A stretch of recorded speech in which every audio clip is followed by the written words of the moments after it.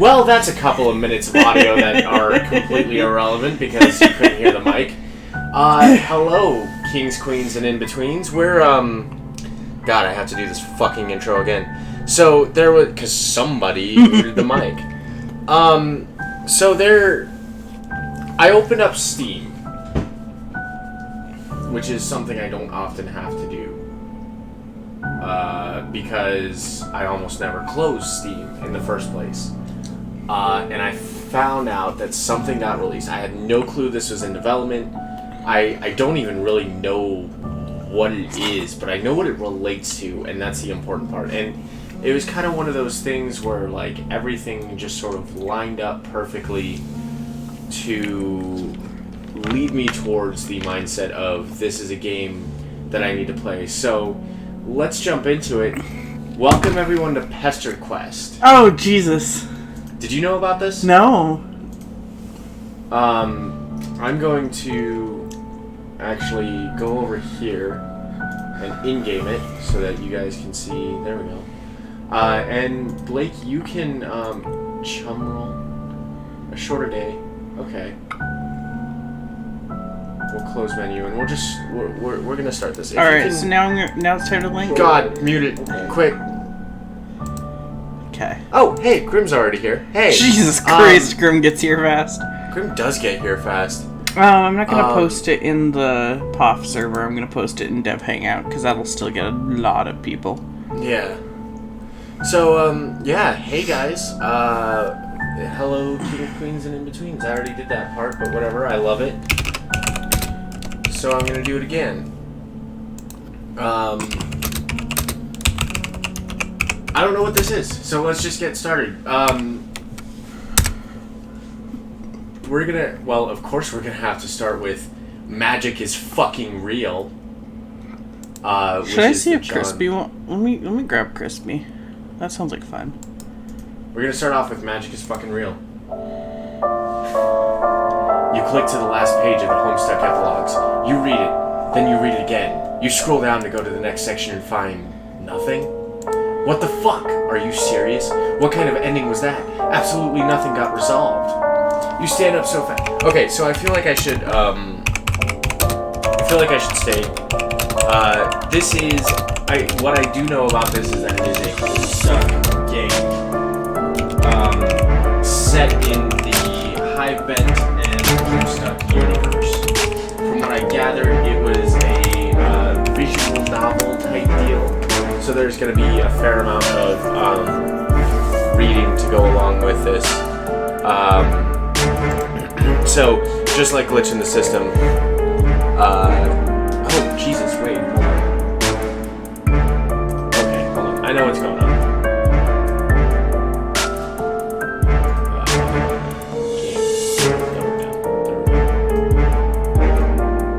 I didn't realize until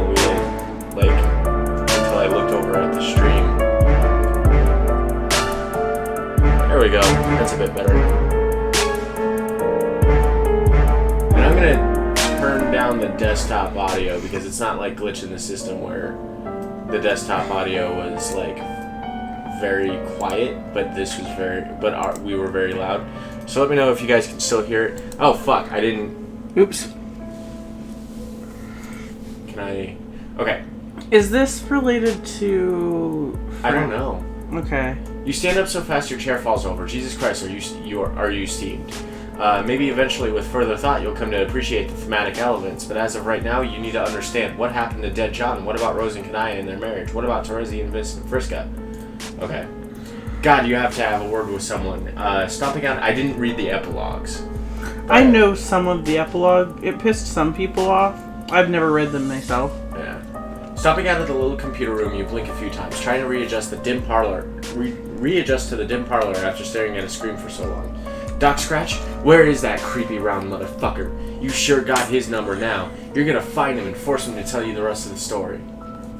You march confidently down the hall in the direction of a sudden ruckus. Turning the corner, you see two figures. One is definitely Doc Scratch. The other is a dark silhouette in a fashionable hat and coat. While you watch, the latter begins to hit the former with a cane. Spades, you thinking? Maybe? It's been so fucking long. Oh, god damn it. You know what's happening. You know this. You know some more. You need to get out of here before this place goes up in flames. Survive now. Yell about unsatisfactory narratives later. Yep, it's spades. With that in mind, you leave behind this ridiculous altercation, trampling a pile of notes and photographs underfoot as you make a run for the fenestrated walls. See ya, suckers. You sail through feet first, bracing for the smell of overturned earth and the sight of the twin Alternian moons. Man, it's going to be good to see your friends again, especially now that you're armed with all this canon knowledge. But what surrounds you is not Father's corpse field, it's a whole lot of nothing. Are you lost between worlds or something? Wait, no, you see a glimmer in the distance. A bright white light. Finally see a bit of stream before bed from Evil Vixen 05. Nice. A bright white light swallowing down the surge of panic, you move towards it. Oh no, the light coalesces in the form of a small symbolic house. Hey, you recognize this house. Oh no. You wonder if you can just sort of... Oh, okay, well, you did that. A barrage of images hits you. Broken, chaotic flashes, too fractured to make sense of. You just stuck your hand into the most powerful item in the whole of this narrative, and your body is not taking it well. Bright, sizzling pain hits the nerve center of your brain and radiates out to your extremities. Wow, you are a moron. You aren't a comic character. You aren't meant for this sort of metatextual energy. It hurts, it burns, it unravels you from the inside out, and then everything goes white. Oh, it's Vix, I've never fucking seen your YouTube. I haven't either. Vix, I love you. You're amazing. From the name. What a lovely morning. A young man's. The air is fresh and crisp. It's early spring, probably. You find yourself on the sidewalk in a suburban neighborhood facing a neat, friendly house. A neat, friendly boy stands at the window on the second floor, looking down at you. At least, you hope he's friendly. Man, you would really love to be his friend. At first, you think... I'm thinking this might be one of the... Like, similar to what was that one that came out? Oh, God, I don't... Friendism? Friendsim, yeah. Was it Friendsim or Friendism? I thought it was Friendsim. I don't know. I'm pretty sure it was Friendsim. I didn't play Friendsim either. I did. Was it good? Yeah, well, yeah. Okay. Well, because I know it had to do well, with, like, all of the, like, extra trolls to, like, cover every zodiac. Yeah. At first you think the boy is looking at you, but instead he appears to be looking at the mailbox, which is stuffed so full that the door is half open. Looks like someone crammed a whole box in there. Helpfully, you pull it open, or you pull it out, along with a couple of coupons and envelopes stamped with a green symbol. You go to give the boy a thumbs up, but he is not longer at the window. Memory prickles at the corner of your awareness. You feel like you've maybe done this before? While you're standing there ruminating, a car pulls up. The driver is wearing a hat and a suit, and is probably the owner of this house, and the father of that friendly boy. Oh shit, you're just standing out here with all his mail. He's gonna think you're trying to rob the place. Play it cool. Yeah, play it cool. Not wanting to behave like a complete buffoon and draw all the attention to yourself, you just hide all the mail stuff behind your back. There's a bunch of envelopes, though, and the box is bulky, so all of it sort of slithers from your grasp like a bunch of dead snakes. The distinguished man in his flawless suit looks at you from across the yard. You can't see his eyes under the brim of his hat. No, I'm laughing because I read fucking ahead to the end of the sentence. Oh. You can't see his eyes under the brim of his hat, but you are absolutely sure that he's giving you a look of intense fatherly disappointment. I'm sorry, Dad Egbert. I'm sorry, Dad Bert. A bolt of shame goes through you. Man, this guy is good. He's not even your dad, and you're just losing it under his disapproval. You expect him to start shouting or calling the cops. You are so obviously stealing his mail, but instead he just keeps looking at you. Does he know you? Is he someone you should remember? Or is it just the platonic ideal of dadliness that crosses time and space, eternal in all iterations of reality? That sounds like some bullshit, though. Slowly, the distinguished man shakes his head. He goes inside. You can't quite put your finger on why, but you know you have been summarily dismissed. Stern fatherly disapproval. Oh dear God. Oh, okay, so I need to... Okay, so just like friendism, we have to pick the right decisions, so we'll fast forward. Okay, hide the evidence. Quick as you can, you turn around and dump everything in the sewer. Excellent. Whatever, it's probably all garbage anyway. Who even uses their mailbox these days? The friendly and fatherly figure parks his car, climbs out, and tips a hat at you. Then he walks into the house, not sensing a single thing amiss. Nailed it. The perfect crime. Oh, but here comes the boy out the front door. God, you hope he wasn't coming down for the mail. A residential boy approaches. Wait a minute, this is not the same boy you saw peeking through the window. It is possibly not a boy at all. It appears to be a mysterious gentleman. You wonder what business this fine, upstanding neighborhood gentleman would have of you. He's so upstanding. Hey! Oh, he's adorable and I love him. I saw you standing out here messing with the mailbox. I figured you might be the mailman?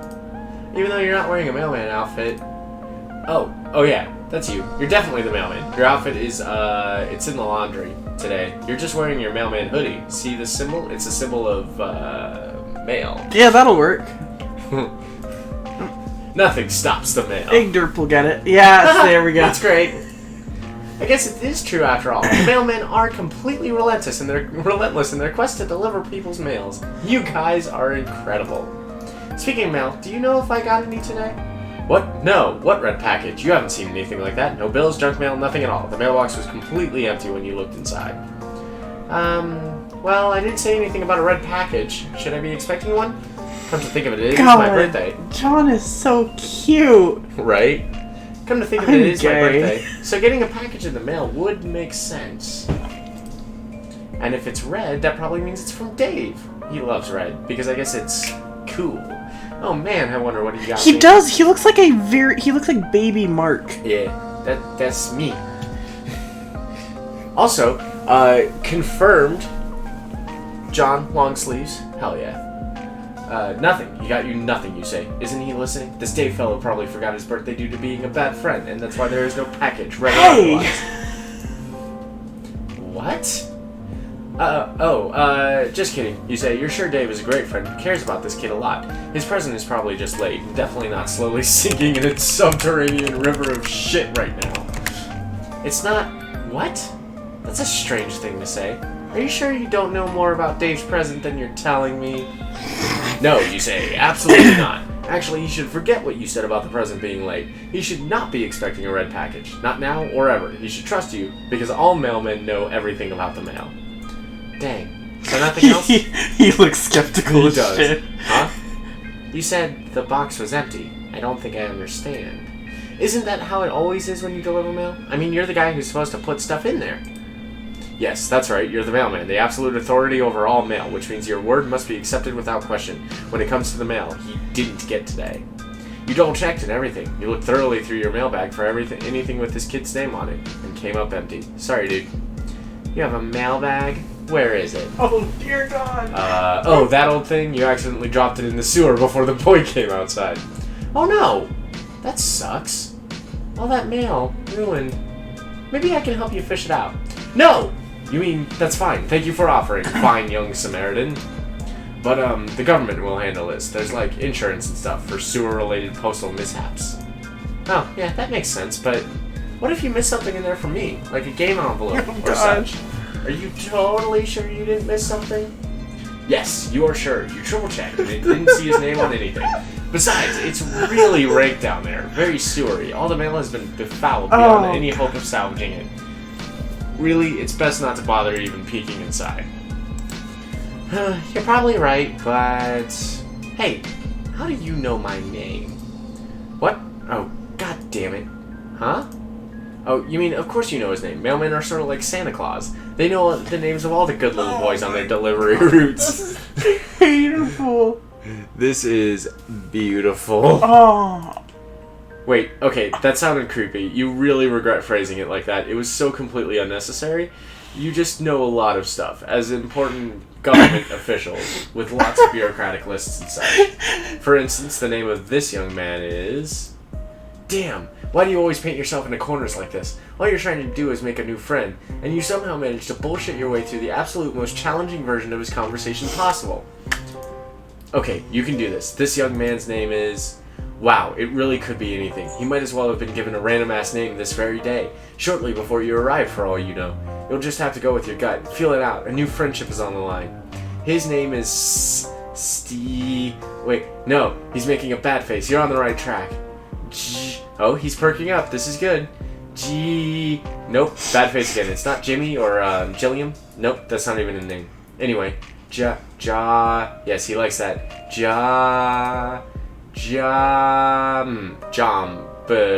Jombremy. Shit, he looks disgusted. Abort. Jombremy? You really can be quite the fucking idiot sometimes. Jonderson. Wait, he looked pleased for a minute, then it looked like he just sucked on a lemon. Jesus Christ, you're bad at this. You were close there. Jonderbuilt? Yikes. No, you got it. It's just John, of course. You don't know what you were even thinking. Yes, you do. Those were just goofs. You explained to John. Mailmen love goofs. His name is John, you say confidently, as if you had it in the bag all along. Not your non-existent mail bag, which you told him you dropped in the sewer. Your real bag, where the good shit is. Such as your incredible ability to guess someone's name in 5 or 6 tries. That's right! Wow, I guess it's true then. Mailmen really do know practically everything. Igderfly! You smile. Finally, it feels like this friendship may be starting to click. It was rocky there for a while, as you had to spin an intricate, nearly flawless web of lies to smooth over the fact that you destroyed his chair's personal property. Oh, dear. But you're pretty sure you're in the clear now, and you'll never have to justify yourself to him again. Well, as nice as it is to meet you, Mr. Man, to be honest, this just kind of sucks. I've been waiting for a really cool game to arrive in the mail, but it's been a few days already, and now I'm starting to think it got lost in the mail. It might just never come now, and I'm kind of bummed out about it. I had some hope it would show up on my birthday as like a present from nobody, really. Just a present out of thin air, I guess, like it was gonna be destiny or something. Oh well, I guess magic really is fake as all the scientists say it is. You nod along very wisely. Oh yes, you say, you can kiss the game goodbye. It definitely got lost in the mail, and it is never ever going to be delivered. The Postmaster General just told you a few seconds ago, through your wireless earpiece, which is hooked up to the U.S. Postal Parcel mainframe. You tell John he's right to disbelieve in magic. It is fake as shit. It's time for him to get used to the idea that he will never play this game, whatever it was. It was probably stupid anyway. Most games are. He should try to get used to... No, I don't want to destroy John's life. He should try to get used to whatever kind of life he's going to live from now on in the absence of this dumb video game. Yeah, you're right. I think I got too worked up about it. It probably does suck, actually. Oh, he's so sad. I think GameBro only gave it like 2 hats out of 5 hats. It might have been even less than that, actually. God, what a piece of shit it probably was. You know, I think I have to thank you, Mr. Mailman. You've really opened my eyes today. I'm just going to forget that I ever heard of that dumb game and try to enjoy my life. Talk to my friends, hang out in my room, and... I don't know. Come to think of it, maybe I was looking forward to playing that game with my friends so much because I'm... lonely? I'm almost a little embarrassed to admit, I don't actually have any real-life friends. Oh, this is it. This is your in. This nice boy seems to be jonesing for friendship just as much as you are. Hey, and you've laid all the groundwork for becoming his best bro so expertly. You just need to slide right into his life with a few more sympathetic remarks. No, we're not gonna destroy his life, Vix. Jesus. You actually have a lot of experience with this by now. You've made so many friends in so many strange places, and with such mixed results. Or you think you did? Actually, you can't conjure up any of their names or faces right now. It probably isn't important. Actually, let's never speak of that again. What matters most is that you're here now, making a sweet new pal named John. You casually mentioned that this is the end of your mail route, and you don't have much else going on in your life. Maybe you and he can hang out for a while? If he doesn't mind, that is. You want to hang out with me? Like, just a mailman and a 13-year-old boy just being buddies? You shrug a little, as if you don't care much, but you really, really care. Normally I would say that sounds a little strange, and maybe slightly inappropriate, but what do I know?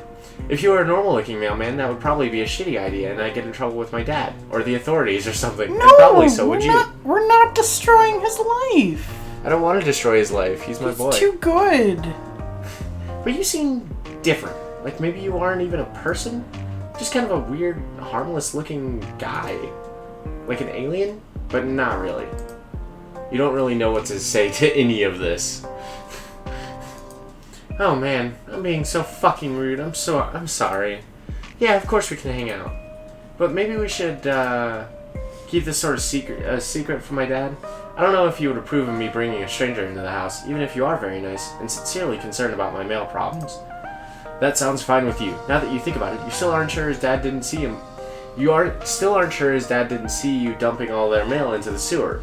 He probably didn't, otherwise he would have had some words with you, surely. But still, it's a risk you shouldn't be taking under these delicate circumstances. There's friendship on this line. Okay, I'm glad you agree. It sounds like we're having a sneaking mission ahead of us. Actually, it sounds like it could be fun. Oh yeah, it does sound fun. Except maybe slightly triggering since you've done a lot of dangerous, high-stakes sneaking in the past that you can't quite remember. But still, fun. Mostly fun. You can't wait. Yeah. So, how should we do this? We could either sneak upstairs to my bedroom while avoiding my dad and just wait up and hang out there for a while. Or if that sounds too risky, we could just stay outside. I've got some sweet playground equipment in the backyard. What will it be? I'm gonna save. Right there. And I'm gonna close menu. What do we want to do? Inside or? I mean, like, the safest, like, if we're trying to avoid the dad, the safest option is the playground. But, like... But what would be the more fun option? I mean, possibly the... Do we want to get up to Egderp's bedroom? That's weird. Yeah, he's like 13. Never mind. Yeah. That. Bleep that out. I'm thinking of Egderp when he's older. Yeah. It's weird. I just remembered that, like, wow. Okay, yeah. Let's go inside. Yeah. Oh my god. When you enter the house, an overwhelming odor of freshly baked cakes hits you like a punch in the face. Wow, there's also a lot of clown bullshit in this living room. Clown statues, and you don't have time to take it all in, because your buddy John is grabbing your hand and rushing you upstairs before his baking maniac of a father can emerge from the kitchen and catch you in the act. He slams the bedroom door behind you and breathes a sigh of relief. Whew! Hard to catch a moment of peace around here, what with all this adoring fatherly doting and round-the-clock cake production. I feel like I'm suffocating around here, and it's not just because the thick aroma of Betty Crocker products makes me feel like I'm being gassed in a bakery. You're not sure what to say. You tentatively lift your arm, as if you're about to place it on his shoulder, but you hesitate. Is this an abusive domestic situation? You don't know if you have enough information to make that judgment yet, but you are concerned. Just joking around. I mean, this baking shit is all a bit much, the clown obsession too, but I love my dad. He's great. Sorry, I didn't mean to give the wrong impression. That's a relief, you guess. Not that you were ready to jump in and be whatever kind of supportive friend Not that you weren't ready to jump in and be whatever kind of supportive friend this boy needs. Where he can see you out in a window. I mean... Fair. Yeah, but he's not gonna bring well, he might bring a cake outside. Suddenly, you notice a bunch of movie posters on the wall. Oh wow, these are all really bad. You won't dare say such a thing to your new friend, though. You immediately begin lavishing praise on all of them, especially that one, which appears to be Mac and Me. Oh, for fuck's sake. When it rains, it pours, you guess. Nevertheless, you insist that it's one of humanity's peak cinematic achievements. Mac and Me? You seriously like it? Personally, I think it's a piece of shit. I just have it up there because, well, I don't even know why. Not even I can defend the film. To each his own, I guess. I'm happy to hear you like all the other movies, though. They're all incredible. You have good taste. Except for liking Mac and Me, His dad is not complete Pennywise. Okay, you can admit you got a little overzealous there. Maybe dial it down a notch. You really don't have to try so hard. There's a moment of awkward silence. You hadn't really thought it this far ahead, and apparently neither has John. There must be something you can both do to advance this friendship. He's starting to look self-conscious now. Poor friendless kid doesn't really know how to entertain anyone in his home, does he? You can see now that your friendship is needed now more than ever. No, don't. No. None of that. You'll have to step up. So, what do you typically like to, Suddenly, something gets John's attention. It's coming from his computer. Oh, hey, can you hang on a second? My buddy Dave is pestering me. Hell yeah. John settles behind his desk. Dude, what are you doing? Dave, you'll never guess what I'm doing right now. Are you opening the birthday present I got you? Oh, no, sorry Dave, but I think your present got lost in the mail. Unfortunately, I think it might be gone forever. John, what the fuck? Maybe you can just send me another one, whatever it was? Dude, no. The thing I got you was fucking priceless and irreplaceable. If it's lost in the mail, there's literally zero chance you'll ever see another one like it ever again in any shape or form. Wow, that sucks! Oh well, whatever. To be honest, that's probably the fate it deserves. What was it? Never mind, just some more ironic trash for your best and coolest bro in the world. Just forget it. If I tell you, you'd probably be sad it's gone, so this is a secret I will take with me to my fucking grave. Do you understand, Egbert? Yeah, that's fair. So what are you really up to? Are you playing that dumb game with Rose yet? What? Oh, no. That got lost in the mail, too. It's also gone forever. Holy fucking shit, John. I leave you alone for 2 seconds. I leave you alone for 2 seconds and everything goes to hell. This is... Have at it, bro. This is why I can't... Fuck. This is why I can't stop pestering you for even like a second. You just lose complete control of your life the moment I turn my back. How do you even know it got lost in the mail? Like, how can that be formally verified in any way? You haven't even been waiting for it that long. Because the mailman told me so. What? Okay, I know I say this almost every day, but... You're laughing too much for a Strider swag. Okay. I have to be ironic and cool now. Okay, I know I say this almost every day, but that is actually the dumbest thing I ever fucking heard. It's true. You're quite sure about it. First of all, John, mailmen don't know shit. They're just guys who walk around handing out letters and stuff. They have zero knowledge of the greater workings of the mail, let alone the specific fate of any given package. Unless there's a tracking number or some shit, but even then the mailman isn't really the guy who deals with that. The only way a mailman would know for sure if some mail got lost is if he's the one who lost it or like deliberately fucking destroyed it. Between the game and my sweet present going missing, something smells goddamn fishy here. John, are you sure the mailman didn't just steal all your shit? Of course I am. I don't know, man. He wasn't even holding anything when I talked to him. Not even a mailbag. I'll...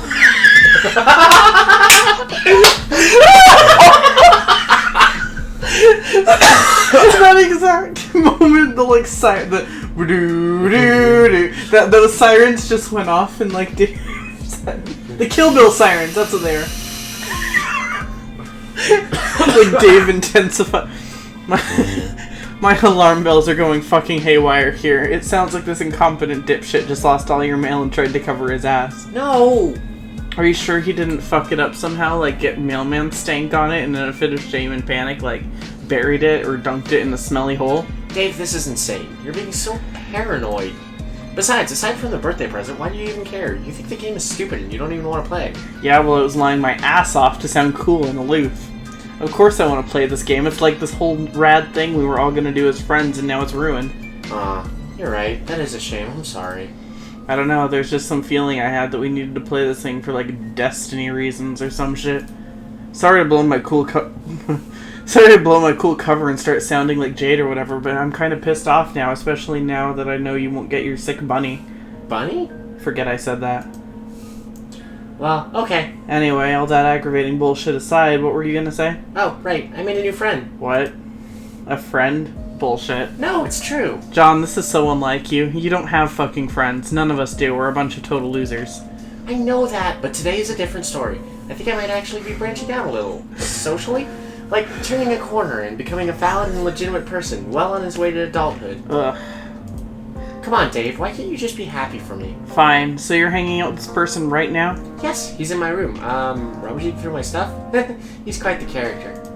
Who is this guy? Please tell me he's not cooler than me. I couldn't handle that. He's not cooler than you. Nobody is, Dave. Okay, thank God.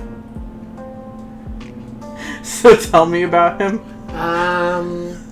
Well... Oh no. You know the mailman I was talking about earlier? Yeah. Well, you see, it's the mailman. Jesus fucking Christ. What? John?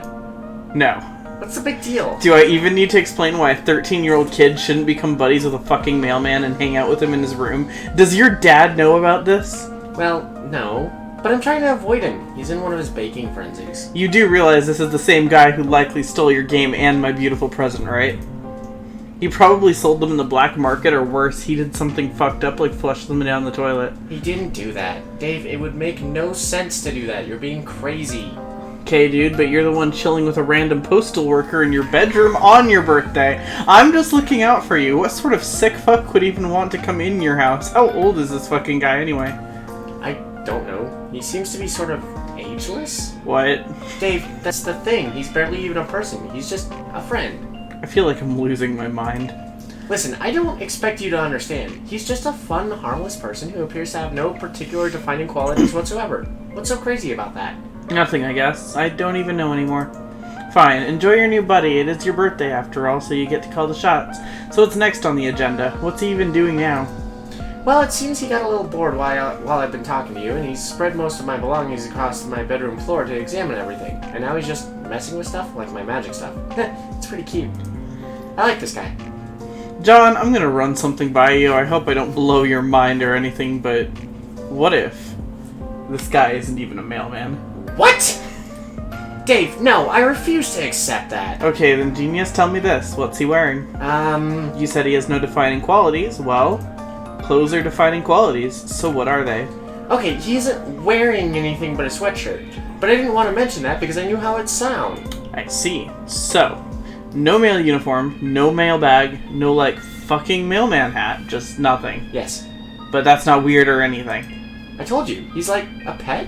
Shit, that's probably condescending. You know what I mean? You know what I mean. Part generic person-y type guy, and part just a fun, friendly sort of humanoid creature? I'm really not explaining this well. The point is, he said he's a mailman, and I believe him, because he's my new friend. End of story. Okay, he's the fucking mailman. I don't even care if you think he's fine then, okay, whatever. So, cool, guess we have a new friend. Do I get to meet the mailman sometime, or what? That's a good question. I hope so. I wouldn't be surprised if he found his way over to you. I can't put my finger on it, but something tells me he's a well-traveled fella. You really think he's gonna well-travel? Is that versus cheeseburger? Yeah. You really think he's gonna well-travel his ass 2,000 miles over here to come visit me? You never know. Mailmen do get around, after all. Shit, that checks out, actually. Okay, I'm getting kind of excited now. Yeah, that's what I like to hear. I should probably get going. He's really going at it over there with all my bedroom crap. I don't want to be a rude host. Alright, I'm gonna leave you boys to it. Happy birthday, dude. Thanks, Dave. I feel like Dave is still pressing X to doubt in the corner. Jesus Christ. He is a proving motherfucker. Hell yeah. So what happens if we go to the backyard? Playground equipment, you say? Actually, you typos. You tell John you think the fresh air out here will do you some good. Also, that playground equipment he mentioned really sweetens the pot. You hope he doesn't mind. After all, as a mailman, you were meant to be outdoors. You took a mailman's oath and everything. Yeah, John will probably believe that. Sure, no problem. I totally understand. It gets really stuffy in there, especially with all the baking my dad does. We can hang out in my yard. Feels like it's been ages since I took a spin off on the old pogo ride. Pogo ride, he says. Well, that just seals the deal. You bow flamboyantly and gesture for him to lead the way, but you quickly regret doing that because it was a little much. Well, here it is, my backyard in all its glory. I hardly ever come out here anymore, honestly. There's the old trusty swing set. It brings back some good memories. There's no fence to this yard. Nope, there wasn't in the in Homestuck either. Huh. And there's the pogo ride. You better hop on before I beat you to it. Just kidding, that thing is a death trap. You should really go nowhere near that thing unless you like dying. Oblivious to the humorous nature of his remark, you shake your head solemnly. Oh no, you said. You're pretty sure dying sucks and you never want to do it again. Huh? That's a weird thing to say. Are you saying you've died before, or is this some sort of weird mailman joke? Oh, yeah, you mailmen like to joke around a lot. Sometimes very darkly. It gets very stressful delivering the mail sometimes, and sometimes you just need to blow off some steam by making light of your morality, and... It doesn't seem like this is going over well. To be fair, it is one of your worst explanations so far. And that's really saying something. You start to falter and lose composure. You don't seem to have it in you to follow through with the lie. You stop talking and hang your head. Hey, what's wrong? Don't look at my screen for a second. You decide to tell him the truth. Yes, you've been dead before. Possibly a bunch of times. You're not sure. Actually, you can't remember any of the circumstances which are surrounding your deaths. And you aren't even sure who you are. Frankly, you're a little confused by your own existence sometimes. Oh no. Well, I'd be lying if I said that wasn't a little hard to believe. But I'll listen to what you have to say anyway, because that's what friends are for. How did that happen? Oh, well, you cast your mind back as hard as you can. You really give it a good, hard think. You remember a room... A heckin' thonker, if you will. A heckin' thonker. You remember a room and a computer screen and just this really intense feeling of frustration. A computer screen? I get being very frustrated at your computer screen. I do that every day. Yeah, he gets it. It's written all over his face. That is a boy who feels your pain. He's following you perfectly. I'm not really following. Then you explain how you ended up in the afterlife. Afterlife? You're pretty sure it was the afterlife, maybe heaven. It was a little too freaky for heaven, but you were alone, and then you found a mysterious artifact on the ground. You found a mysterious artifact in hell? Yes, it was white and flat and lying on the ground, as if it was just waiting for you, or waiting for someone else maybe. But you found it first by accident? You find it hard to believe you were destined for any cursed treasure such as this. Perhaps the artifact belongs to Lucifer himself. Lucifer? I honestly can't tell if he believes this somehow, which is like not surprising given he thinks you're a mailman, but at the same time I'm wondering if like he'll believe you're a mailman but not this, you know? John's a hard read. Yeah, for real. Oh, you didn't realize you said the Lucifer thing out loud. Maybe you should consider reeling this in a bit. You're beginning to wonder if you're coming off as a little unhinged here. Except John is clearly transfixed by your story, and looking a little concerned. You guess there's no going back now. You've committed yourself to the truth, as insane as it sounds. So you saw something weird. It looked like a little house. The obvious thing to do was stick your hand inside the house, so that's what you did. And then you felt funny and teleported out of hell. That's how you ended up here, on Earth. Where you then became a mailman and decided to have a long and rewarding career of delivering the mail. And then you met John, and now you're basically best friends. The end. This all sounds pretty fucked up. Yes, it does, doesn't it? You're right back to feeling like a crazy person again. He probably doesn't believe you. It seems like you're going to have to take this even further, or risk eroding the foundation of trust this blossoming friendship is built on. You mentioned that you're pretty sure the Devil's Treasure gave you some magic powers. Magic powers? Like what? You're not sure. You can sort of teleport now. Also, you're pretty sure you can time travel. You haven't tested it out much, you admit. Teleportation and time travel, huh? That's a lot. You can prove it, you say desperately. Suddenly it feels like this friendship is hanging by a thread, and you'll do anything to preserve it. It's time to bring out the big guns. The revelation to this boy that, contrary to all known scientific wisdom, magic is far from fake. It's real as shit. For instance, you remind him that you both almost went up to his bedroom, but decided not to, because the trek across the house was too risky. But what if you could just teleport there? Sounds like a handy trick. I'm still guessing this is all bullshit, though, like a prank. That's okay, though. I love pranks. But it's no prank, at least you think. You've never actually tested this power at all. God, you hope you don't end up making a fool of yourself. Everything is riding on this. Hey, what are you... Here goes nothing. Whoa, it worked. Unbelievable. Do you know what this means, Mr. Mailman? You shake your head. It means magic is fucking real! You shrug. You guess it is. You won't admit it, but all you really care about right now is the fact that you saved the friendship. It should be all smooth sailing from here. Well, it's a pretty good thing I met you. Oh wait, but if we get another Dave message from this is gonna end up worse. Well, it's a pretty good thing I met you, because if you didn't show up, I'm pretty sure that nothing anywhere close to being this incredible would have ever happened to me. You consider that remark for a moment and decide you absolutely agree. You are definitely the best and most exciting thing that will ever happen to this kid. You also said something about time travel? Can we try that too, or would that be too disruptive to the space-time continuum? You have a meeting out of the palm of your hand now. No need to slow this down. Continuum schmentinium. Whatever your new friend wants, he gets. Oh, I know. Why don't we just go back in time by about a week? And we could stay right here. That way we won't risk messing up anything important. Sure, that makes sense. You get ready to use your new hell power and concentrate as hard as you can on the idea of 1 week ago. That's probably how it works. Not much changed. Except, wait. The cakes are gone! That must mean that it isn't my birthday yet, which means it worked. This is 1 week ago. Wow. Uh-oh. Oh, for fuck's sake. I forgot. Of course there was going to be a past me in the room a week ago. God, I'm such an idiot. This is going to fuck things up, isn't it? What the hell is going on here? Whatever it is, it seems really stupid. Yeah, you're right, John. It is stupid. Sorry, I wasn't using my head. Don't worry, we'll get out of your hair. Hey, quick, let's zap out to the yard so we fuck up space-time as little as possible. That was an unsure zap. Well, that was dumb. Maybe let's try to avoid abusing your time travel powers from now on. It could really lead to a lot of messy bullshit. You wholeheartedly agree. All you really want to do is make friends, not clown around through space-time. Meanwhile, I guess we're still a week in the past, but now just standing in my yard doing nothing? This seems pointless. We should probably head back to the present. You nod. It was an interesting experiment, and it brought you a lot of credibility, but it's time to... Wait a minute. Something is wrong. There's a slight buzzing in the air. You can feel it. What's the matter? You tell him you think someone is coming. Quick, you have to hide. Whoa, okay. You and John dash into the neighbor's yard and hide behind the fence. You peek into the backyard to see what's happening.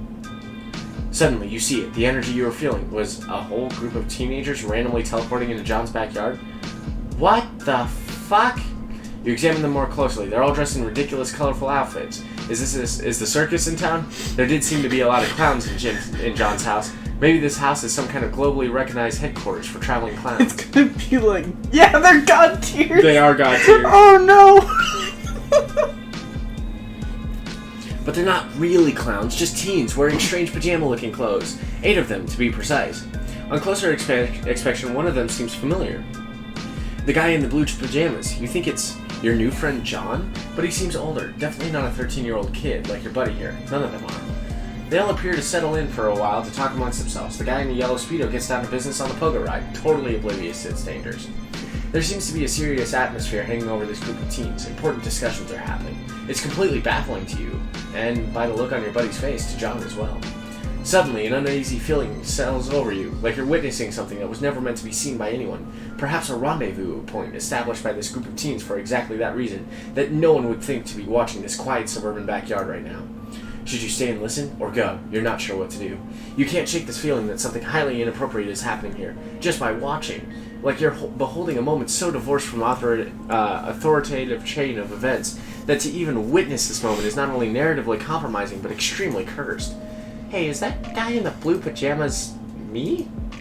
You pat John on the back. You can only imagine what's going through his head right now. He hasn't seen a time travel duplicate of himself in, well, minutes. Man, I look so much older. What am I even wearing? How are all these people... Wait. I know some of them. That's Rose and Dave and Jade with dog ears? I don't know the others, though. Wait, I know what's going on. They must be from the future. It is the only explanation, especially since we just did some time travel ourselves, thus proving magic to be real. Oh, dear God. Did you have something to do with this, Mr. Mailman? You shake your head. You're just as surprised by this nonsense as he is. It seems one or more people from this group have somehow obtained similar abilities offered by the hell treasure you touched. I guess they are all from a few years in the future, when we are all a bunch of older, cooler teenagers. Oh, I promise you, you are not gonna be cooler. They're not cooler at all. As a matter of fact, most of you are an emotional wreck. All of them have trauma. Every single one of them. No one is left without trauma here. Maybe that's where we make these 4 new friends. There's something familiar about all of them, but I can't put my finger on it. But why do we look so ridiculous? Did I join a troupe of traveling street performers, thus following in the footsteps of my father? And somehow manage to rope everyone into the act, including Dave and Rose, who almost certainly would think the idea is really stupid, even though it's clearly great and cool, while somehow also involving time travel? I don't know. I'm so confused. What are they even doing here? Did this really happen just outside of my house 1 week ago, without me knowing about it at all? What else have I been missing? How much more is there to know about the future adventures of me and my friends, which has been taking place in secret like this? I wonder if there's a lot more to my life than I ever could have imagined. Actually, I should probably be thanking you. If you hadn't told me my game got lost in the mail, I might have gotten way too hung up on it. That might have totally altered the trajectory of my life. Oh no. Then I wouldn't get to go on whatever sweet adventures happen in the future that will lead me to wear a bunch of silly pajamas, and apparently speak with great authority in front of a group of very cool teens. You bow your head contemplatively, as if to say, you're welcome. You're welcome for your entire life, and every cool thing that ever happens to you from now on. After some time passes, the group of teens seem to finish up whatever business they had in this yard, and disappear into thin air. I guess that's the end of whatever that was.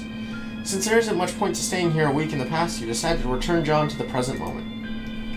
Whoop. Huh, well, that was interesting.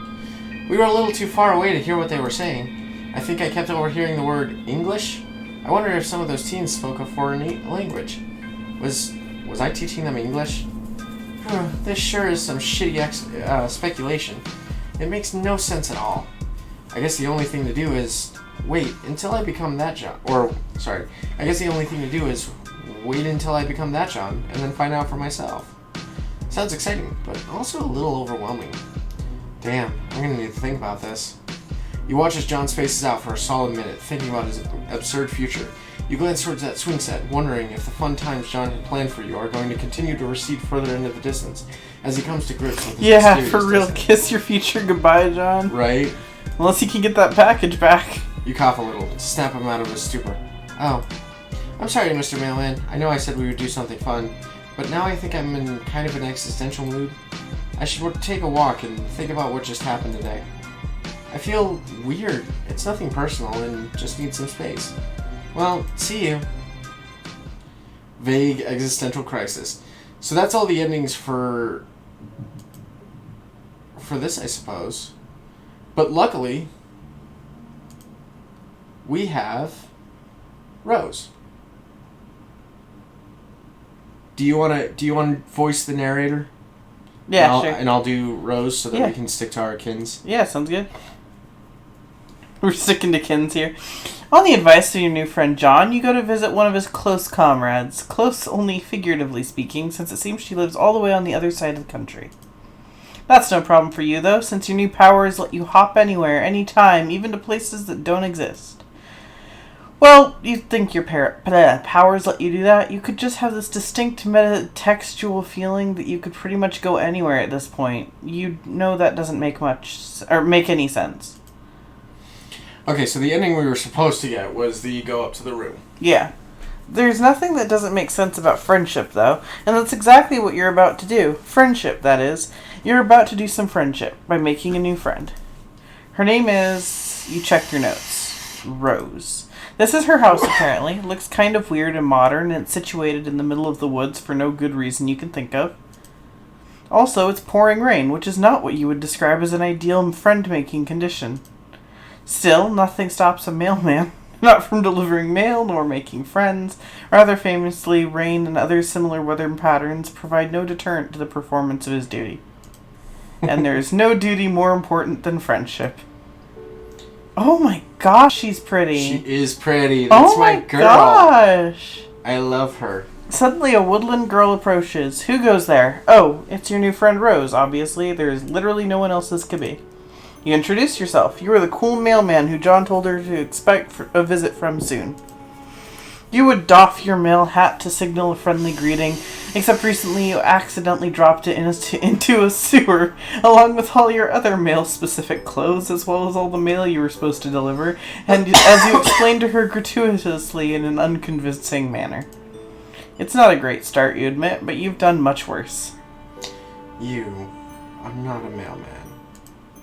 Yikes, you are busted almost immediately. You briefly consider whether you should double down on the lie and try to say something mailman-like, or whether the right call is to come clean since she's clearly too smart for this amateur bullshit. But it's taking a few seconds too long for you to decide, which looks guilty as hell. That's it, the jig is up. You slouch in defeat. You ask her if she would please consider not telling John. Your heart couldn't take it if you found out your entire friendship was based on a lie. You want me to keep a secret from one of my best friends, to protect the feelings of a random buffoon who I've never met, and arbitrarily showed up to my house in the remote wilderness like a creep? I mean... Yeah? Yes, that's what you want. It's an interesting proposition, if for no other reason than its audacity. I admire your resolve in the face of humiliation. This doesn't mean we're friends, though. Oof, rough. Well, that's fine. You're hopeful. Your mind is fuzzy, but you think you remember this. You're good at this. You're excellent at making people like you through underhanded means.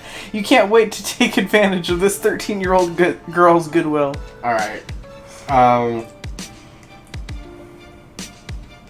This guy... That was kind of creepy, honestly. Don't get me wrong, I'd love to be friends with Rose. But, Okay, wow, not like that. Let's not be fucking weird. In fact, let that last creepy thought you have for let that be the last creepy thought you have for comical purposes. S-grade jokes only. Let's all get our brains out of the gutter. Rose raises a thin brow. There's something almost unsettling about her deep violet eyes. You're pretty sure most humans don't have eyes like that, but what the fuck do you know? You're a stranger around these parts. Wait, aren't you a human too?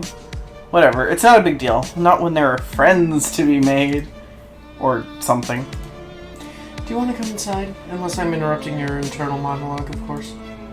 Far be it from me to ever cut short of any sort of navel-gazing sidebar. It's just ever so slightly wet out here. You would absolutely love that, if it's not too much trouble, of course. You wouldn't want to put Rose out. You're lying, though. You are 100% fine with being absolutely infuriatingly obnoxious if it means making a friend. Rose purses her lips, considering. Your predilections towards mailman mimicry weren't all that John told me about. Oh? He also said that you had certain powers. Powers of teleportation and time travel. I told him that he must be mistaken, since it's a well-known and accepted fact that magic, although popular and highly engaging subject of fiction, is fake as hell. Oh, your zappy powers? No, those are totally real and not fake. Real in a different way than you being a mailman is real, since that is actually made up. Is that so? Prove it. You shrug. Easy enough. You hold out a hand, and after a moment of hesitation, Rose puts her fingers in yours. Her nails are long and sharp and painted a glossy black. She closes her eyes, and her umbrella droops. Should I picture my room, or something similar? I'm not quite sure how this is supposed to work. She still thinks you're fucking with her. You tell her that you guess she can do that if she wants. You zap the two of you inside the big modern house, and when you open your eyes, you find yourself in a large, messy bedroom. Oh. She drops her umbrella. You really did that. Rose stands in the center of her room in full rain gear. Her boots track muddy prints into the thick white carpet. Surprise, you really are magic. Rose puts a small hand against her perfectly painted black lips. She seems momentarily lost for words, and you get the feeling that is not a thing that happens very often. Her eyes are wide and deeply purple. They're sparkling, you might even say. Hold on. I'll be right back. Stay here. Don't go out into the hall. It's not safe. You tell Rose to take her time. You're happy just to stand here dripping onto her nice clean floor. She leaves the room, and you take the opportunity to examine your surroundings a little more closely. The bed is unmade, books are strewn over the floor carelessly, and a collection of half-drunk cups of coffee crowd the desk. Half-finished knitting projects lie in soft piles all over the room. In fact, there's a lot of evidence that this room is often occupied by someone with a lot of interest who has trouble settling down and putting her attention to one thing at a time. Man, you relate. Not with interests, but with friends. You can't imagine settling for just one. Rose has a number of posters on her walls, although nowhere near as many as your friend John. A calendar hangs beside the window, days ticked off with little X's all the way up to 4/13, which is circled. You step closer to read the year date up in the corner, 2009. But what the hell do you care about the date? You can make friends any day of the damn week, rain or shine, night or day. Rose sure is taking a while out there. She told you that it wasn't safe out in the hall. Maybe she hadn't just been quipping. Maybe she's actually in trouble. What should you do? Save. Yeah, that's exactly what we should do. Because we accidentally picked the right answer before. So what do we do? Stay put? Okay. I think I'm just picking the right answers.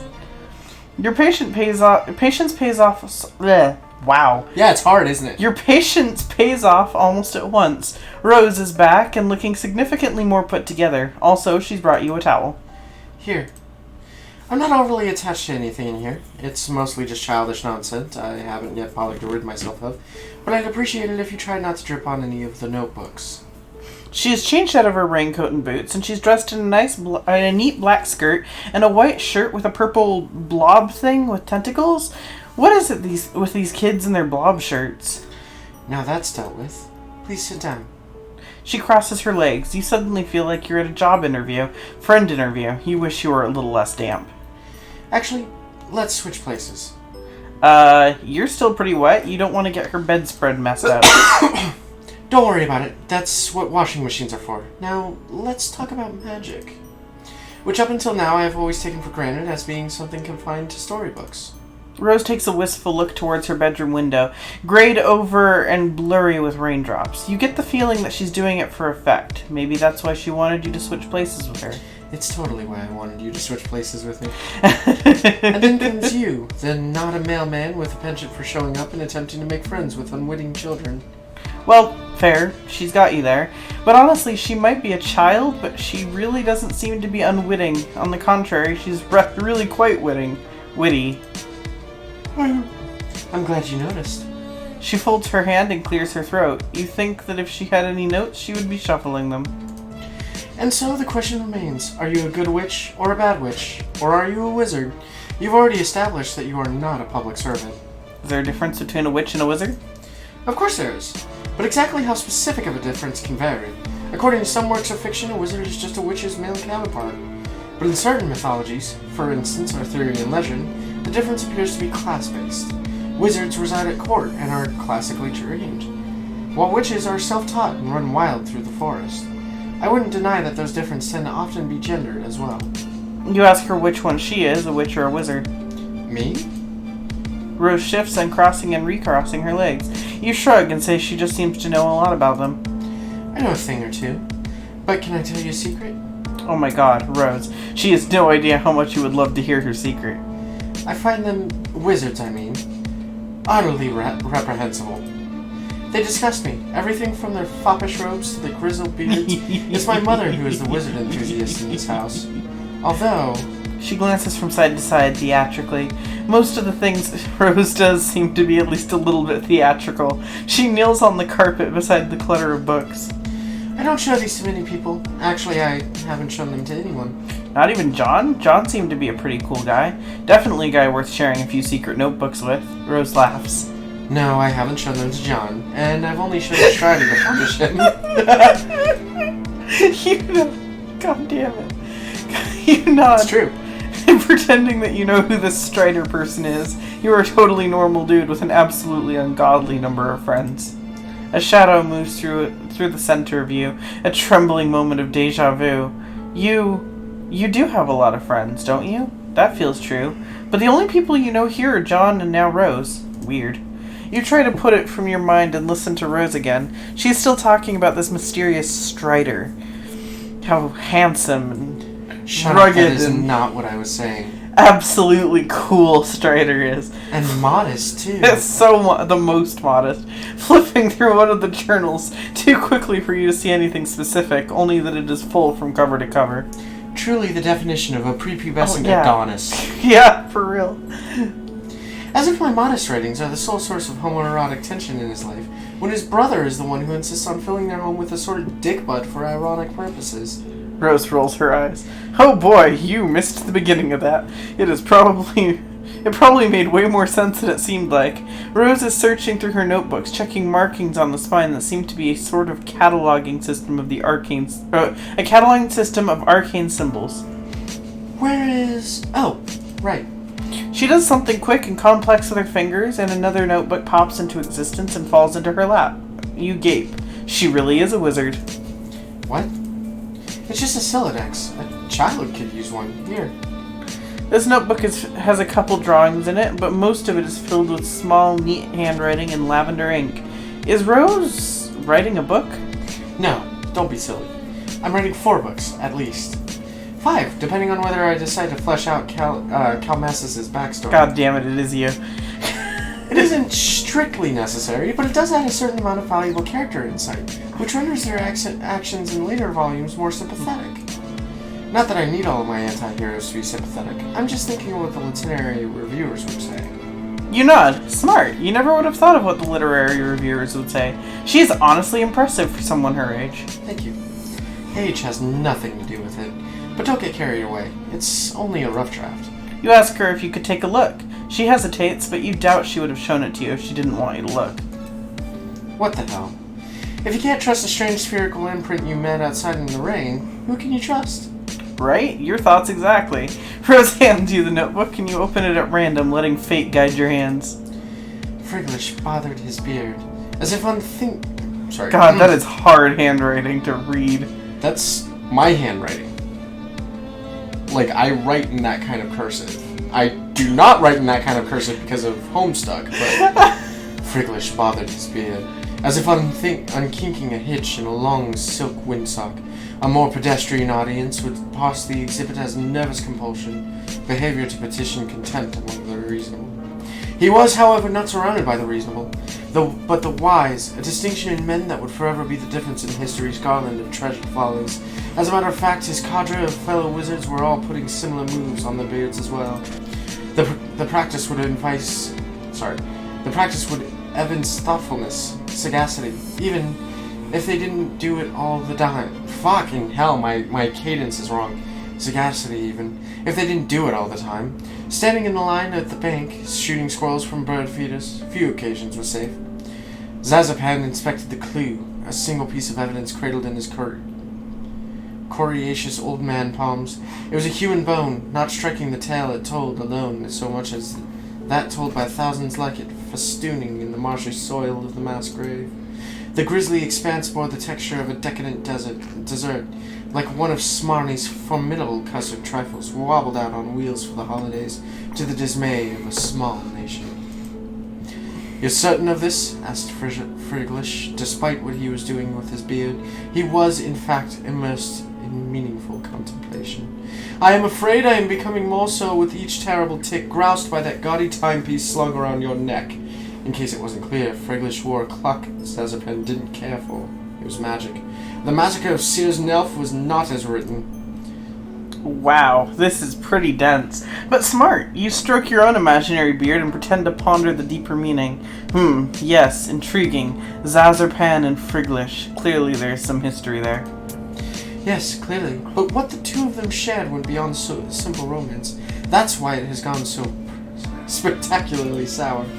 Rose becomes increasingly more animated as she tells you about her gay wizard OCs. Like she is far more interested in them than she is in yourself. It's you! Shut up! They share an intellectual bond, a mutual dedication to knowledge and the preservation of such. The goal of the learned is to amass their wisdom and keep it from the general dissemination into the main populace of wizards. They feed it to their apprentices in drips and drabs.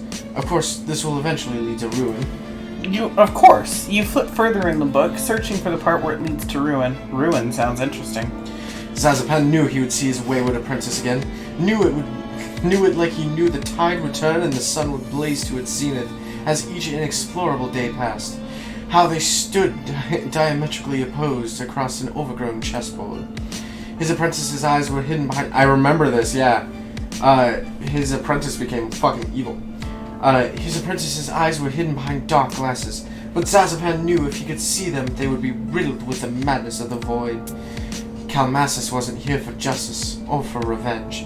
They were here exclusively because Zazapan had something they wanted, something they were owed. Grim agrees with me on the, it's you because of the gay wizard OCs that you're obsessed with more than you're obsessed with yourself. Yeah, maybe a little bit. That's you. You flip through the notebook, checking out the drawings. There are lots of wizards, even more bearded and venerable than the last. One of the pictures, the most recent maybe, since it's on the very last page of the journal, is of two young wizards, twins maybe. Oh, it's Taco and, they have gray hair and are wearing slick green suits and are standing back to back with their arms entwined, staring into the middle distance. It's very anime. You compliment Rose on her artistic prowess.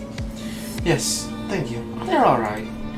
I'm a much better writer than I am an artist. You tell her that you think she's really good, way better than you. You're absolutely positive she is going to be famous one day. I appreciate the encouragement, even though I know you're just trying to flatter me due to your strange thirst for affirmative experiences. John told me all about that. Damn. Busted. But you really do think she's talented. It's fine. Shit. Okay, I thought I was going to switch back to you. It's not as if my social calendar is over full out here in the middle of the woods. Don't we all have OCs we're more interested in ourselves? You're not wrong, Vex. But Moon? Damien? Balak? Rory? Ellis?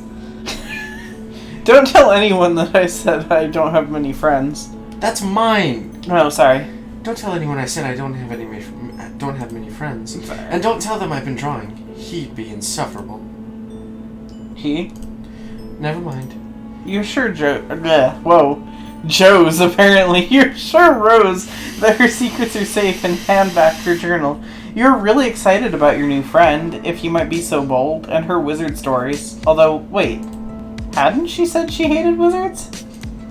What's your point? Well, you're no expert on wizards or Rose, but it seems like she actually does seem to like them, because she has several notebooks full of wizard fiction. You aren't trying to, get, real here, but maybe it's possible her mom isn't the only one in the family who likes wizards? Rose pulls her book out of your hands. That and the rest of the books vanish into thin air. Oh, right, that must have been that, what did she called it? Silodex? She doesn't look angry exactly, but the lines around her mouth and eyes that softened as she talked about her book have hardened back up. Her eyes glitter menacingly. Oh, is that right, Freud? Well, why don't you diagnose me? Oh, hey, wow, you weren't trying to be condescending or whatever. Clearly. Were you aware that it is a common psychological phenomenon for an individual to react to trauma by creating fictional representations of that which has caused them bodily harm or emotional dismay? To suggest that the portrayal of these fictional renderings somehow condones them or supports them is absolutely absurd. So what she's saying is that she draws wizards to go. Oh, boy. Rose rises regally to her feet. The lightning turns her into an ethereal silhouette. What I'm saying is that I don't need to justify my fictional predilections to you or to anyone else. Nope, she's totally right. You're sorry that you suggested she might like wizards. It was horribly presumptuous and not at all the way a friend should act. You are so sorry. You promise it'll never happen again. No, I don't suppose it will. It's probably just because Rose's hair is such a pale blonde, but it almost looks like she's glowing in the dim bedroom, like light behaves a little differently around her than it does on everything else. Would you look at that? It appears the rain has lightened up a bit. The rain is hitting the window so loudly you're actually having trouble hearing her. And your point is? You can just snap yourself out to where the weather is drier. Fuck off. Oh, shit. Yeah, we might have pissed her off. Okay, so we know that the bedroom option is the right one, so let's go back and go look for her. Okay. You were too anxious to sit still, and you aren't the sort of person who just sits there and waits for friend opportunities to fall in their lap. Better to run headlong into danger, or as much danger as a minimalist upper-middle-class house in the middle of the woods can offer. Rose had told you it isn't safe. You creep out... Oh, wow, that's creepy, actually. You creep out into the hallway where a bunch of things happen more or less simultaneously. A deluge of quick-time events you had no idea were coming. I'm just gonna prepare myself. Lightning flashes in perfect jagged lines across the tall window at the end of the hall, followed immediately by a crash of thunder so loud you think the house might be falling down. Abruptly, all the lights go out. Another... Oh. Hi, Mom. Another flash of lightning and You can see it again, too. Oh, God. That's so creepy. Oh, my God. It's like a horror movie, but... Hold on.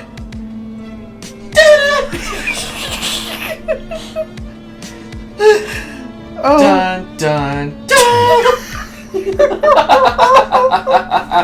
Another flash of lightning, and for a vertiginous moment, you see a long, thin figure superimposed against the window. You freak the fuck out, jumping about a foot in the air and yowling like a cat. A small hand lands on your shoulder and you jump again. Calm down. It's just me. Rose speaks in a normal tone of voice and it's jarring. The house is echoey and cavernous, and there's just something about a dark house on a stormy evening that makes you want to whisper. I told you to stay put for a reason. It's too early for my mother to be sauced enough not to notice random strangers in her house, and I don't want you to go through the tedious process of explaining who you are. You have a perfectly understandable reason for why you left, and that reason is that you were lonely. Rose snorts. Cold. You mean you were cold? Well, you are soaking wet. Follow me. She grabs you by the wrist and tows you down the hall. You wonder if you should warn her about the strange wraith-like creature you saw by the window, but you don't want to freak her out. Although her mom might be at risk too. Whatever. Moms are tough. She'll be fine. This probably isn't the first time she's gone toe-to-toe with a weird slender man. This house looks haunted as shit. Man, the new Marble Hornets looks great. Yeah, Marble Hornets too. Homestuck Boogaloo. Rose brings you to a dark laundry room, then motions for you to take off your hoodie, which you do, gladly, because it's soaking wet. That's interesting. The design on the front, does it mean anything? Oh, yeah, it is kind of cool. A blue line that zigzags on one end like lightning. Looking at it makes you feel unsettled. You realize Rose is still waiting for a response, so you hand her the hoodie and tell her no, you're pretty sure it's just an abstract design. Then you stand there when she tosses the sweatshirt in the dryer, feeling the alarming currents of memory in your bloodstream. You're sure there must be something you forgot to do. You continue to feel weird as Rose hits the dryer button and nothing happens. Fuck. She hits the button a few more times, as if that will make a difference when the power is out. She presses her thumb and forefinger to the bridge of her nose. Well, you aren't going to fit into anything of mine. She leads you down more long hallways. Man, this house is unreasonably huge. You ask Rose if a lot of people live here. No, it's just me, my mother, and a horde of liquids not soluble in water. Here, try not to drip on the carpet. You aren't sure how you're supposed to manage that, but okay. This room is large and dark, and when Rose parts the curtains, a flash of lightning illuminates a 4-poster bed, a long counter, and a shelf covered head to foot in bottles. Rose vanishes through another door, leaving you to pursue. Peruse, sorry. This is all liquor. Shit, this is a lot of booze. Alright, night, Vix. Night, Vix. Here, I'm not sure what you would want to wear, but this should work until the power comes back on and we can dry your clothes. Rose hands you a long silk robe. She won't miss this. I don't think she's ever even worn it. She has this whole closet full of fantastic clothes that she never puts on. You take the robe and go into the large master bathroom. It's kind of a mess. The tub looks like it hasn't been cleaned in a long time. The robe gives you the same knotted feeling of familiarity that looking at your hoodie did, but you put it on anyway. It's such a relief to get out of your wet clothes. You hang them carefully on the shower rod. When you head back out into the bedroom, you find Rose standing in front of the wall of liquor. She's holding a bottle of Grey Goose and squinting at the label like she's trying to read the nutrition facts. I've often wondered what, exactly, the merits of consuming this are. It tastes, quite literally, like burning. She opens the bottle, and before you can protest that she's by no means the legal drinking age in wherever the fuck you are, she puts the bottle to her mouth and takes a sip. She splutters. Ugh! That's terrible! You could have told her that. Straight vodka isn't for the uninitiated, even fancy vodka. You take the bottle from her. She hesitates for a moment, then lets go. You set it back on the shelf. This really is quite an impressive liquor cabinet. Liquor wall? Liquor room. Her mom must have a really refined palate. Don't strain yourself. You can say it. What's the point of mincing words? She's a fucking alcoholic. Wow, this is intense. You're not sure if you're prepared for something this heavy. That must weigh like 30 pounds. It weighs significantly more than that, Chase. 35 pounds. You got it. Spot on. Spot on there. Anyway. You were kind of counting on some silly shenanigans, maybe a couple funny jokes. You weren't cut out for this. You get the feeling that at some point you might have been cut out for this.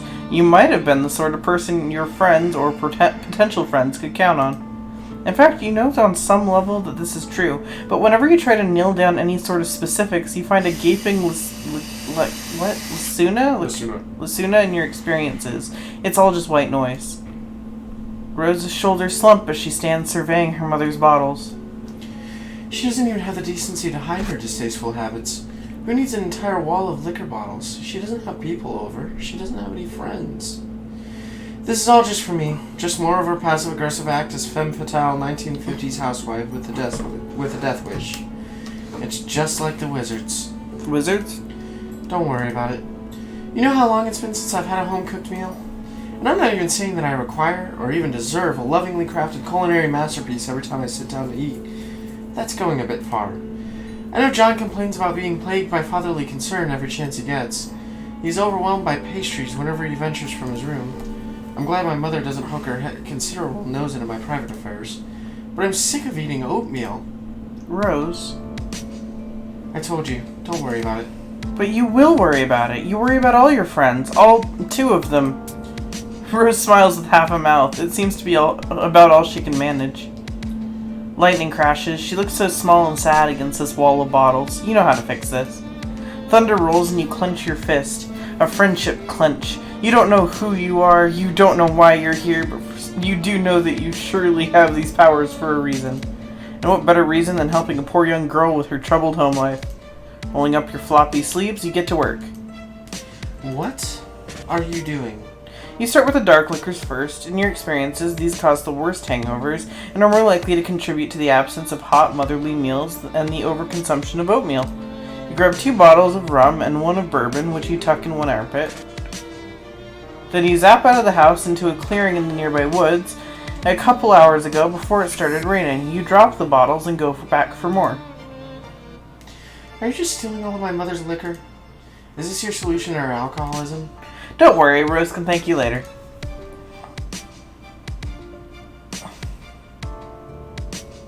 She's looking kind of pissed now. I'm bored. You go for the tequila next, then the vodka, then you get sick of this organized approach, and then start grabbing whatever the fuck and dumping it in the past. Rose watches you do this for a while, then she hops up on the counter, crossing her legs, and starts texting. Wow, she's really so intent on her conversation that she isn't even noticing you fixing her domestic situation. She keeps giving you little fleeting looks, and you're pretty sure she must be talking about you. You should just let her talk. It isn't right to try to invade your friend's privacy. You attempt to resist the temptation, which you fail at immediately. Not even an overused meme can save you. You zap behind her onto the counter where you can spy on her private conversations. I can't even begin to think of what Jade would sound like. Like, I don't know. I don't know anything about them. I'm sorry. How's that? A little bit more peppy, or... I could try to do it, since you do John. Give it a shot. I don't know anything about them. I'm sorry. And here was me trying to take advantage of your uncanny ability to make guesses verging on prognostication. I'm recently considering a reevaluation on magic. You don't know who this person is. Maybe you should just... You go back in time a couple minutes to when Rose started her conversation. Your past self is busily zapping back and forth carrying liquor bottles. You hunker down so you don't see yourself and cause a paradox. Or whatever the fuck. We don't want a paradox, Space. Out of a morbid curiosity to shine a light on my future, I come with a metaphorical hat in hand to ask you to consult your dream clouds. Do you happen to know anything about a strange cardboard cutout creature masquerading as a mailman? Are you sleeping? Sorry, I had to scold back because he's been acting really weird all of a sudden. Anyway, is this the same mailman that John was talking about? The fake one who hung out with him? That's the one. They are currently emptying my mother's liquor cabinet in an attempt to prevent her from overindulging herself. Oh, are they drinking it? No, I think they're just dropping it into the woods with their magic powers. Oh, Do they know that she could just go out and buy more liquor? That's something you can do where you live, right? Yes, well, not exactly where we live. I think the nearest boozery is a good 20-minute drive. I'm not actually entirely sure where my mother got it all. We don't own a car, as far as I know. Sometimes it seems like she just has the ability to make things appear. I don't know anything about them. I'm sorry. We read this one. There you go. I'm still pretty sure magic is fake. At least the kinds of magic you're talking about. There's probably some real magic out there somewhere. Yes, for instance, the sort that lets you spy on your host's private correspondence while you're stealing her mother's libations. You freeze. With a contrite zap, you reappear in front of Rose. She sets her phone down and props her chin up on a delicate fist. Sorry, you honestly don't know what got into you. You just couldn't resist using your power for evil. Haven't you heard that with great power comes great responsibility?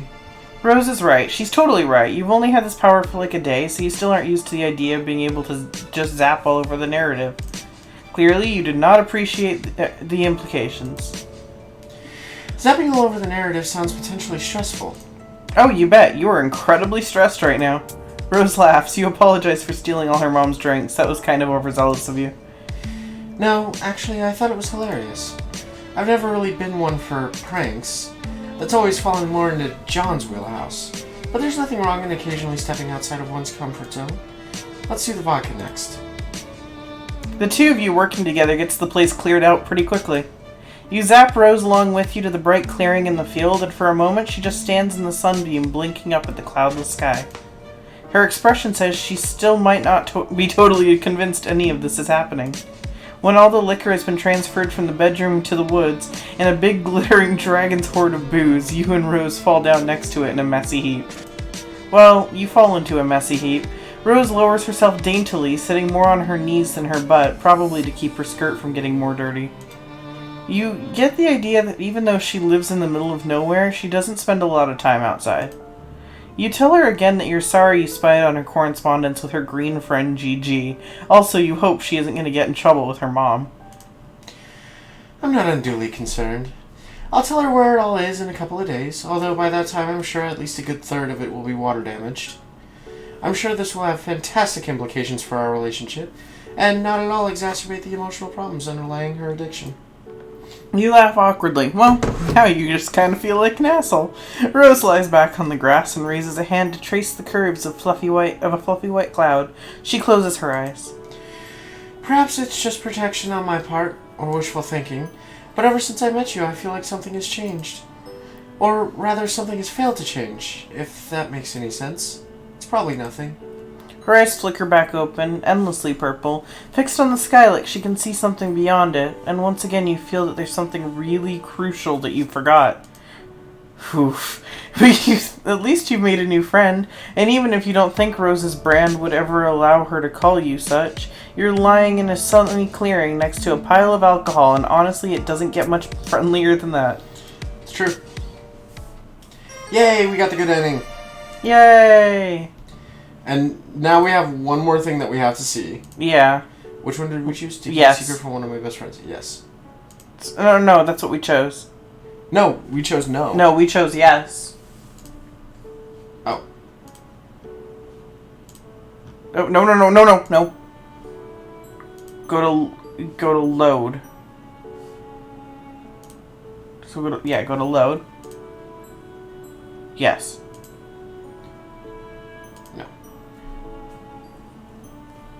Alright, man, you guess today's the day you get owned by teens. She is totally right. What are you doing just wandering up to her house without even calling first? It's just totally disrespectful of her time. No need to self-flagellate. It was a simple suggestion to more critically examine your motivations and actions in the future. No, she's right, you're going. I'm sorry, what? It's the lab underneath of our house. Oh, okay. You zap away, aiming for a spot a half a mile away into the woods where you can become properly soaked and miserable. But instead of trees, you find yourself standing in front of a bank of computers. Shit, you misfired. Wait, you remember seeing a big structure off in the distance when you were in front of Rose's house. You figured it was just some sort of office building, but this looks more like a factory or a secret research lab. The computers show coordinates on a screen that don't mean anything to you. A countdown clock is frozen on 4:13. All of this has the trappings of a tableau someone set up for you to see. Turning away from the screens, you wander down a long line of gleaming science fiction equipment. It reminds you of pictures of old computers in the 1950s, the ones that took up entire rooms.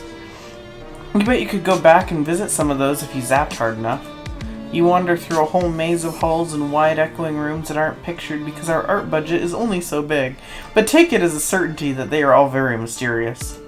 Eventually, you circle back to that strange bank of screens. Nervously, you hit a few keys, tap a few fingers against the readouts. Nothing. It's all locked down. You think that if you could only get these screens to unlock, you could unravel the secrets to life, the universe, and everything. Or maybe it's your memories you were trying to unlock. Maybe you'll understand the seething waters of this endless ocean of time and space intertwining in the... Meow. Meow? Meow. Oh, no. She's mine. Alright. You turn around expecting a cat, and you do get a cat, a very adorable black kitten, tiny and soft, with far more eyes than a cat should have. Aww. But the cat isn't the only thing here. A woman in a sleek white lab coat and sensible heels holds the cat, pinning you to the spot with her gaze, or at least you assume she is. Her hair is in her eyes and the light is behind her, so all you can see of her face are her painted lips. Thank you for the confirmation that it's purely that, like, her hair is in her eyes. Sorry, ma'am, you absolutely didn't mean to trespass in her secret science lab, and you actually aren't even lying, you really did just fuck up this time. The lady puts the cat back down slowly, where it rolls on its back and bats a paw playfully in the air. Aw, cats are great, even mutant cats. Maybe especially mutant cats. This little guy should have a name. You think you'll name them Cryptid McWhiskers? Yeah, Cryptid Whiskers is a great name. In fact, you can't imagine anyone ever naming this cat anything else. His name is Muty. It's Cryptid Whiskers. You hold out a hand to Cryptid McWhiskers and wriggle your fingers. It rolls back onto its feet and saunters over to you. It is as soft and fluffy as it looks, and its 4 eyes blink up at you with utter trust. At least this kitty will be your friend. The ominous clack of heels on cement reminds you that you and Cryptid McWhiskers are not alone. While you are busy with the kitty cat, the very intimidating and well-coiffed lady has walked... Coiffed? Mm-hmm. Coiffed lady? That's really what coiffed? I've never seen coiffed written out. Mm-hmm. Well, coiffed lady has walked over to the bank of screens. She presses a button, and it must have had some sort of fingerprint recognition or retinal scanning, or maybe she's just better at things than you are, because it works for her. On the floor a few feet in front of you is a round gray protrusion. A platform on the floor. You saw it earlier, but you had no idea what it was for, so you just ignored it. What you don't understand can't hurt you, right? You think that's probably right. The intimidating lady presses a button on the screen, mouth turning up at the corners. Go ahead and take over pressing and clicking. Oh. That's the wrong click button. Close menu. Okay. This button. The fucking God pumpkin. damn it, the pumpkin. What pumpkin? There was never a pumpkin. There was never a pumpkin. A flash... God, I feel really, old saying that. I just realized that I am now old enough to be a viable partner for Mom Lalonde at this point in the story. And that... Please don't date Mom Lalonde. I want to. I'm begging you not to date Mom Lalonde. You cannot tell me to not date Mom Lalonde or Bro Strider. If I'm lucky, they would be okay with me dating both of them. Bro maybe would have an issue with it That's for a little while. But, technically aren't they, related or something? It's an ectobiology thing. They're not they were never technically born, so they don't technically have parents. Okay. Fair. And they technically don't have families. Anyway. A flash and a pop, like the pressure in the room changes. You feel it in your eardrums. A pumpkin appears on the round gray platform. Fuck. You aren't really sure what she's trying to say here. Making a pumpkin appear out of thin air is impressive, but it probably would have been more so if you hadn't been popping in and out of existence all day. It's gonna take more than a pumpkin to impress you. Pumpkin. What pumpkin? Oh. The lady shakes her head and hits another button. The pumpkin vanishes, and in its place is a tiger. Yes, you heard that right. A whole-ass tiger. I like how it's just this, tiger that's, been slightly... Been, horribly photoshopped out. You can tell where they, You can still see the, grass behind him Yeah. in some areas. Yes, you heard that right. A whole-ass tiger. Orange and black, big teeth and big paws. They cut off its whiskers, too. Yeah. And its tail. Yeah! Holy shit! For a second, the two of you just look at each other. Honestly, the tiger might be more shocked than you are. Kinda sucks to think about. One second you're just chilling on the savannah, mauling antelopes and drinking at the watering hole, and then next you're in a secret lab in upstate New York staring down a very unappetizing looking protagonist. Apparently you are appetizing enough for it to want to get a taste, though, because it looks from you to Cryptid... Whoa, hold on, sir. Back up, I didn't consent to this shit. Yeah, it looks from you to Cryptid McWhiskers and back again, and then it charges. You try to book it out of there. The lady in the lab coat looms up in front of you. She's saying something. You strain to hear her. The tiger is right behind you. The lady or the tiger? At the last minute, you remember you have magic powers and you choose the third option, teleporting to fuck out of there. Oh no, not again. You just zapped into yet another unknown building, although from the view out the window, you think you might be in Rose's house. Although the fact that Rose turns the corner in the hallway and stops short, still in her rain gear, her eyes are very wide, you wave awkwardly. That snaps her out of it. She stands up straight, sliding easily from shock to superiority. So, you thought you'd just let yourself in? After wasting my time mumbling about the mail, a gaudy display of manipulative self-recrimination, and then popping out of existence to leave me asking myself if I finally lost my mind? You hadn't meant to do any of that, especially not that last part. She isn't losing her mind unless both of you are losing your minds together. Rose looks you over. Finally, she seems to decide that you were for real. Your predilections towards mailman mimicry weren't all that John told me about. Oh? He also said that you had certain powers. Powers of teleportation and time travel. I told him that he must be mistaken since it's a well-known and accepted fact that magic, although a popular and highly engaging subject of fiction, is fake as hell. Oh, your zappy powers? No, those are totally real and not fake. Real in a different way than you being a mailman is real, since that is actually made up. I have to believe that this is going to go in a different route. Yeah, let's see how it goes, and then... She's still got her umbrella open. Hey, doesn't she know that's bad luck? Luck is also fake as hell. You say you can do magic. Prove it. I poofed in front of... Okay. But she just saw you vanish out in her front yard. Like I said, I could be losing my mind. She could be losing it now at this very minute, but you see no point in arguing. You hold out a hand, and after a moment of hesitation, Rose puts her fingers in yours. Her nails are long and sharp and painted a glossy black. She closes her eyes and her umbrella droops. Should I picture my room, or something similar? I'm not quite sure how this is supposed to work. She still thinks you're fucking with her. You tell her that you guess she can do that if she wants. Okay, so we've read this. Yeah, just start... If it leads us to the same dialogue options.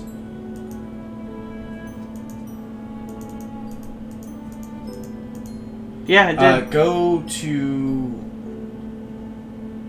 look for her, and let's see if anything changes there. Because of the mom thing? Yeah, that's fair.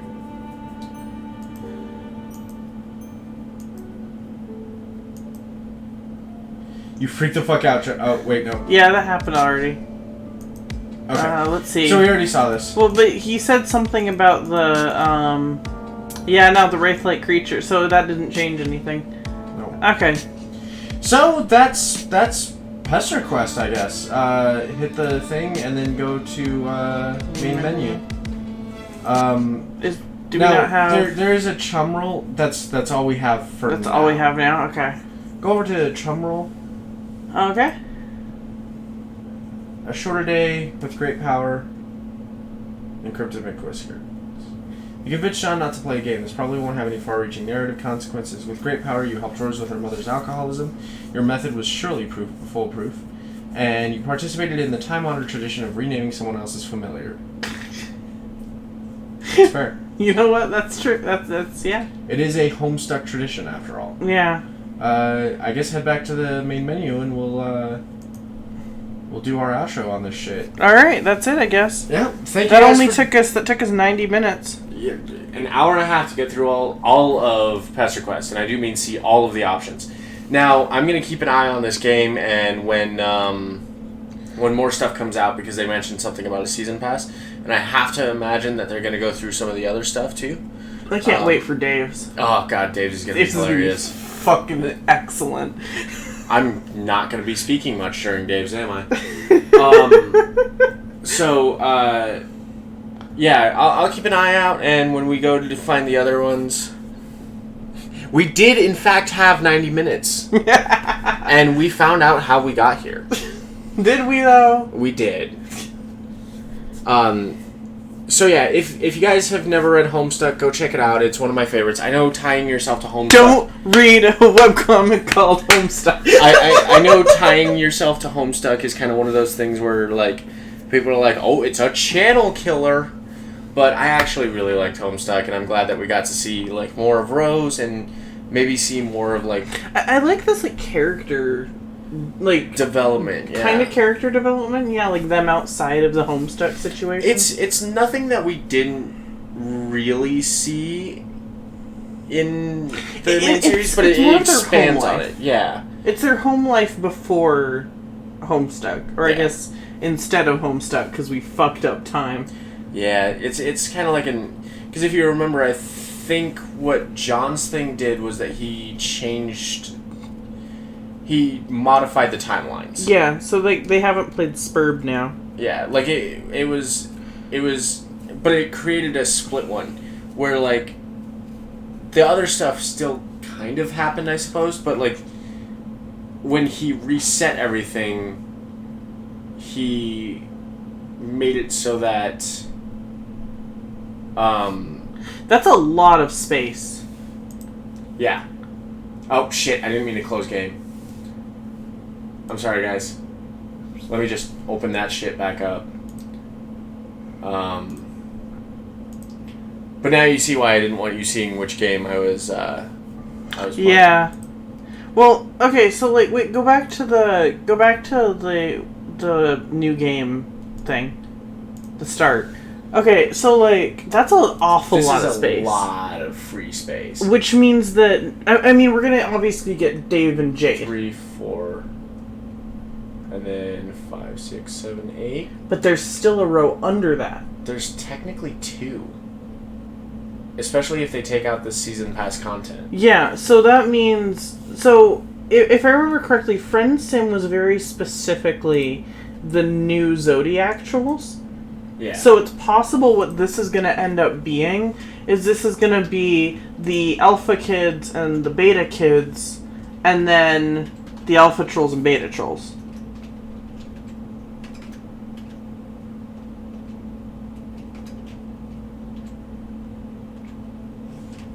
It is Friendsim.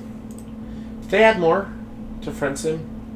There's like, there's like a bunch of different volumes. Volume 2, Volume 3. I haven't played through any of these. I only played through the first volume. Yeah. I haven't played any of them. I just know that it goes through all of the alternate Zodiac. Cool. So yeah, we're gonna have to like check that out eventually. Can we get fucking High Swap Act 2? So yeah, this was fun. I very much so enjoyed it. I can't wait to see some of the other stuff, and it's kind of making me want to go back to Friendism a little bit, or Friendsim, and kind of finish that stuff out. Yeah. But I'll probably do that like next paycheck because it requires buying things. And not tonight. And not tonight. It's late. You've got work. Oh God. We both got work. It's 3:15. I was talking about your game thing. I have to go back to Soulscape development. I was doing Soulscape development, and then you discovered PesterQuest was out. Yeah. Seriously. Oh, this got released on Wednesday. Oh, okay. Oh, this might be where that June Egbert thing came from. Right. Okay, so yeah, let's or comes from. I don't know. I need to look more into the June Egbert thing. Let's